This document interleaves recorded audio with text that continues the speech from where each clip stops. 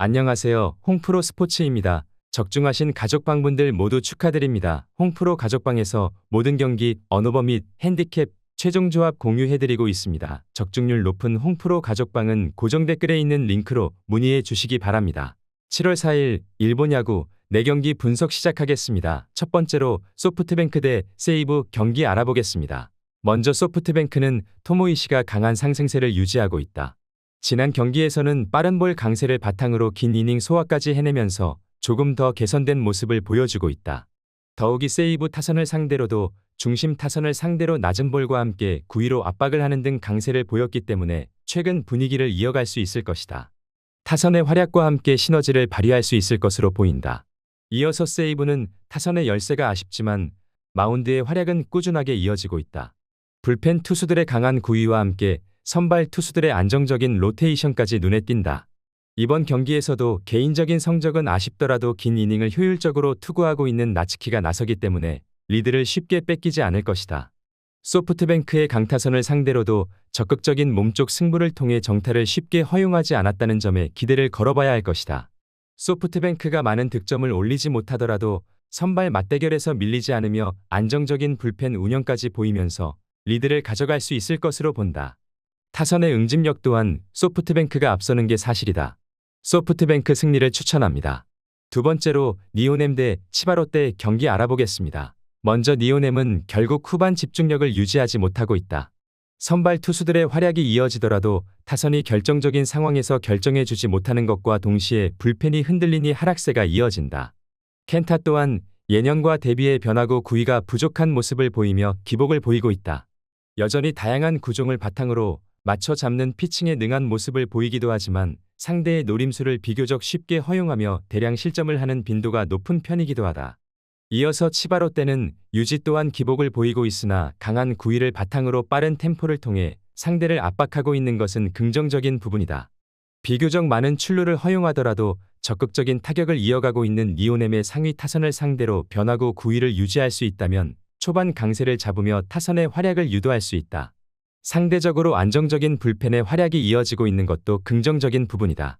치바롯데가 지난 경기와 비슷한 흐름을 만들 수 있을 것으로 본다. 양팀 선발 모두 기복이 있으나 유지가 상대적으로 실점을 최소화할 수 있을 것으로 예상되는 매치업이기도 하다. 치바롯데 승리를 추천합니다. 영상은 잘 보고 계신가요?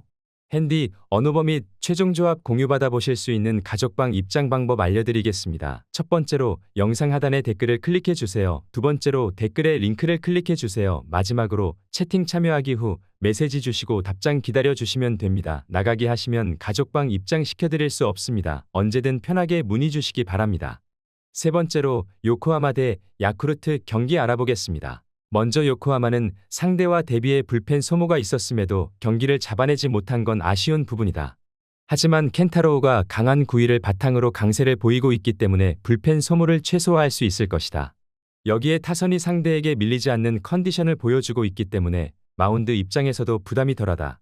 켄타로우가 강한 볼을 바탕으로 높은 코스의 약세를 보였던 야쿠르트 타선을 상대로 구위를 통해 주도권을 잡으며 지난 경기와 다른 흐름을 만들 수 있을 것으로 본다. 이어서 야쿠르트는 미구엘이 갖고 있는 구위와 대비해 아쉬운 결과를 받아들이는 경우가 많다. 결국 제구력이 흔들리고 비교적 단순한 변화구 패턴으로 인해 한순간에 공략당하는 모습이 나오고 있다. 불펜 투수들의 활약과 함께 체력적인 여유까지 있지만 선발 맞대결에서 주도권을 쉽게 잡지 못한다면 결국 끌려다니는 흐름이 될 수밖에 없는 상황이다.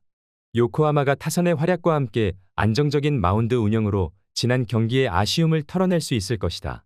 불펜 소모가 많았으나 켄타로우가 긴 이닝을 충분히 소화해 줄 수 있을 것이기에 상대적으로 부담이 덜할 것으로 예상된다. 요코하마 승리를 추천합니다. 네 번째로 히로시마 대 한신 경기 알아보겠습니다. 먼저 히로시마는 아도아가 시즌 6승 도전에 나선다. 지난 야쿠르트와 홈 경기에서 6이닝 3실점의 투구를 보여준 아도아는 잘 던지다가 실책 한 번에 무너진 바 있다. 지난 한신 원정에서 5이닝 2실점 승리를 거두었는데 홈에선 QS를 기대할 수 있는 투수라는 게 최대 강점이 될 것이다. 전날 경기에서 코타로 상대로 단 1득점에 그친 히로시마의 타선은 한신의 선발 투수들을 전혀 공략하지 못하고 있는 중이다. 사만타가 말해주듯 그야말로 꼼짝도 못하고 있는 모습을 보이고 있다. 이어서 한신은 무라카미가 시즌 4승 도전에 나선다. 지난 주니치와 홈 경기에서 8이닝 1실점의 호투로 승리를 거둔 무라카미는 무려 11개의 삼진을 잡아내면서 건재를 과시한 바 있다. 금년 히로시마 상대로 홈과 원정 모두 1승 1패라는 특징이 있는데 분위기를 타면 잘 던지는 타입인지라 이번 원정 경기는 호투를 기대해 볼 만할 것이다. 전날 경기에서 쿠리아렌 상대로 이득점이 전부였던 한신의 타선은 비록 승리하긴 했지만 이번 시리즈 타격은 여전히 좋다고 하기 힘든 편이다. 특히 유스케의 부진이 상당히 아쉬운 부분이기도 하다. 히로시마 타선은 이번 경기에서도 무라카미 쇼키를 공략하기 쉽지 않을 것이다.